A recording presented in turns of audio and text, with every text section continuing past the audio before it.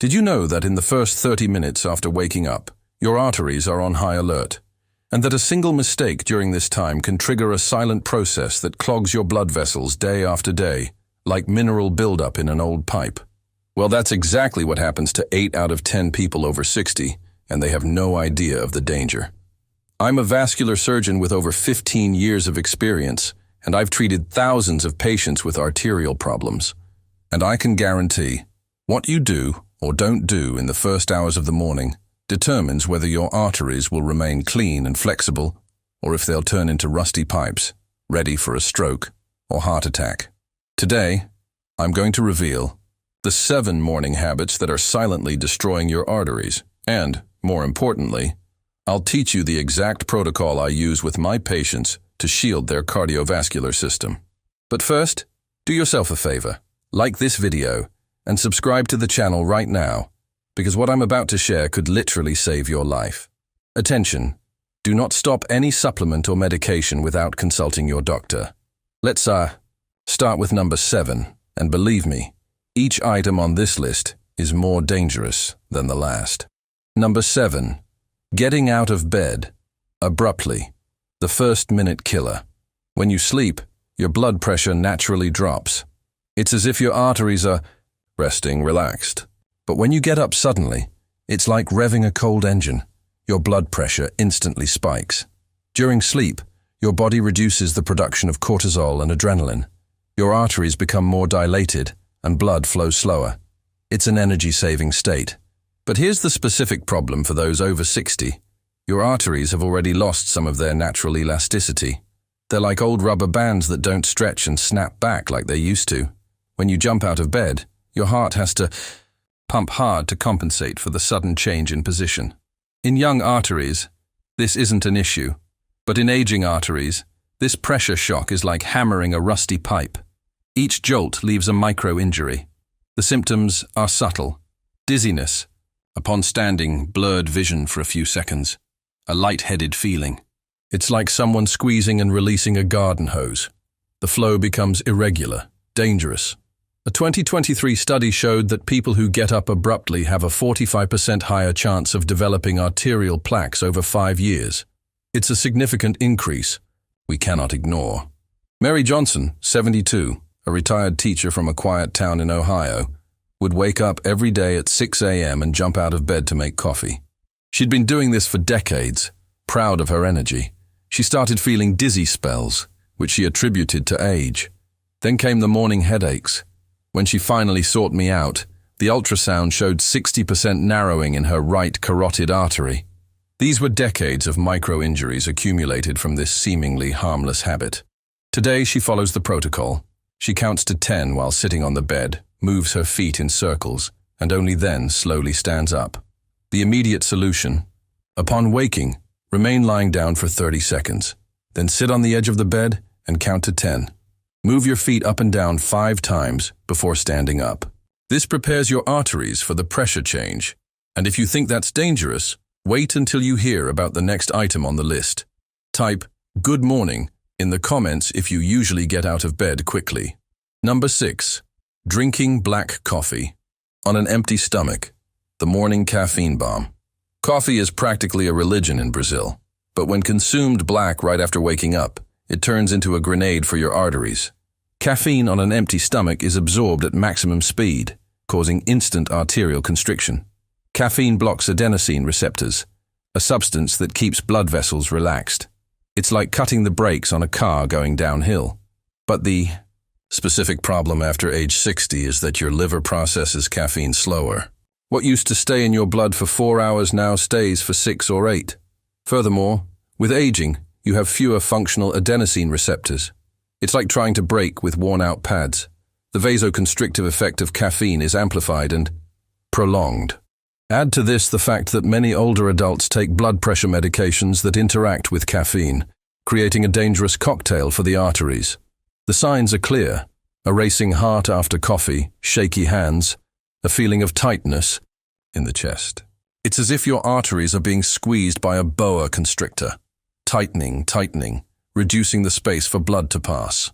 Data shows that consuming black coffee on an empty stomach can raise blood pressure by up to 10 points in a matter of minutes, and this spike is even greater in people over 60. Joe Miller, 68, a retired truck driver, would drink 3 cups of black coffee as soon as he woke up. It had been his ritual for 40 years. He started having palpitations that he ignored. Then came chest pains when climbing stairs. A catheterization revealed 3 arteries with significant plaques. The cardiologist was impressed by the specific pattern of the lesions, typical of repeated arterial spasms. We changed the habit. Now he eats a banana before coffee and adds a little milk. The palpitations disappeared in 2 weeks. Practical solution. Never drink black coffee on an empty stomach. Eat something first, even if it's just a piece of fruit. Add milk or drink it with cinnamon, which helps modulate caffeine absorption. And limit yourself to 2 cups in the first 2 hours of the day. But the next item on the list is a true arterial poison disguised as a healthy habit. If you drink black coffee on an empty stomach, comment your city so I know where you're from. Number 5. Taking a very hot shower. Right after waking up, the arterial thermal shock. That hot shower to wake you up might be cooking your arteries from the inside. Hot water abruptly dilates peripheral vessels, creating a pressure roller coaster. When hot water hits your skin, superficial vessels dilate to dissipate heat. It's a protective mechanism, but after age 60, your thermoregulation system slows down. Baroreceptors, sensors that adjust pressure, respond with a delay. It's like driving with slow reflexes. By the time you realize the danger, you've already crashed. Hot water also increases blood viscosity due to dehydration. You lose fluid through steam and sweat, and your blood becomes thicker, like molasses instead of water. To pump this thick blood through already compromised arteries, your heart has to work much harder. You might feel dizziness upon exiting the shower, very red skin, a racing heart. It's as if your arteries are rubber bands being stretched and contracted repeatedly. Each cycle leaves its mark.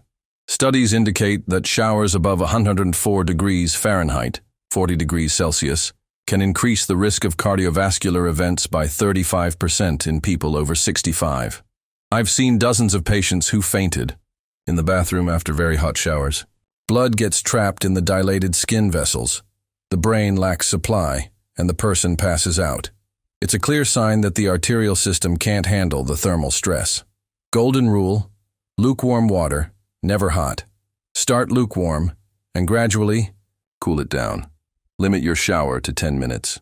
And never, ever go from lukewarm to ice cold abruptly. This can cause severe arterial spasm. The next item is so common, I bet you do it every day without realizing the damage. Type shower if you love really hot water. Number 4. Brushing your teeth too hard. The hidden inflammatory trigger. It sounds crazy, but the way you brush your teeth might be sending bacteria directly into your arteries. Brushing with excessive force causes micro-bleeding in the gums, opening doors for invaders. Oral bacteria, especially Porphyromonas gingivalis, love to invade the bloodstream through these micro-injuries. Once in the blood, they lodge in the arterial walls. But here's the specific danger of aging. After 60, your immune system becomes less efficient at eliminating invaders. Bacteria that a young person would clear in hours can remain for days in an older adult. These bacteria produce toxins that inflame the endothelium, the inner lining of the arteries. It's like pouring acid into a metal pipe. It corrodes from the inside. Chronic inflammation accelerates the formation of atherosclerotic plaques. Warning signs: gums that bleed easily, persistent bad breath, tooth sensitivity. These are like fire alarms, signaling that there's an internal fire burning your arteries. Research shows that people with periodontal disease have a 50% higher risk of developing arterial diseases. The mouth-heart connection is real and dangerous. Helen Davis, 71, a retired secretary, was always meticulous about her teeth. She brushed so hard that she replaced her toothbrush every month because the bristles would bend.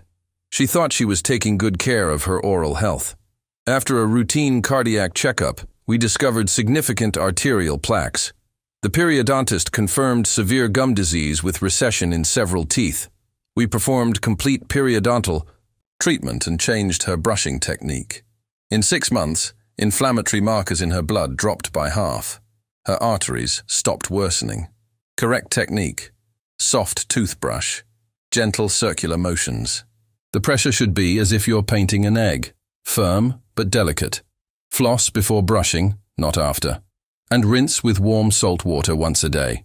Now comes a habit everyone thinks is harmless, but is pure arterial poison. Number 3. Checking your phone immediately upon waking, the digital cortisol surge. That quick glance at notifications triggers a hormonal cascade that your arteries aren't prepared to receive. Each notification is a microdose of stress. Cortisol, the stress hormone, naturally peaks in the morning. It's the body's internal alarm clock. But when you add digital stress, it's an overdose. After age 60, your cortisol receptors become more sensitive.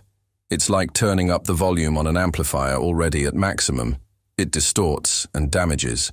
Excess cortisol increases blood pressure, raises blood sugar, and promotes arterial inflammation. Worse, it interferes with the production of nitric oxide, a substance that keeps arteries flexible.